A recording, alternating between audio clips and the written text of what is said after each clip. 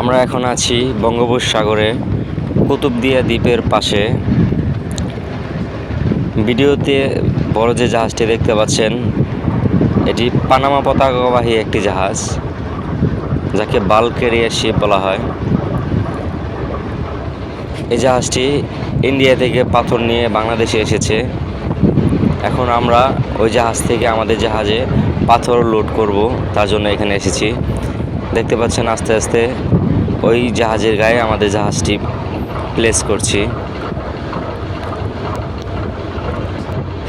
ওই জাহাজটির দৈর্ঘ্য হচ্ছে 199 মিটার এবং প্রস্থ হচ্ছে 32 মিটার।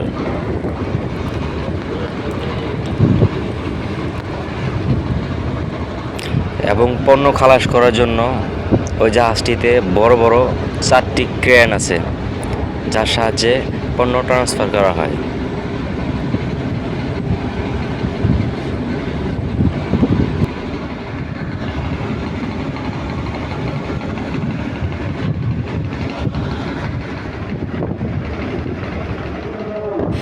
ওই জাহাজ থেকে আমাদের জাহাজে পাথর লোড করে আমরা নারায়ণগঞ্জের উদ্দেশ্যে যাত্রা করব ইনশাআল্লাহ।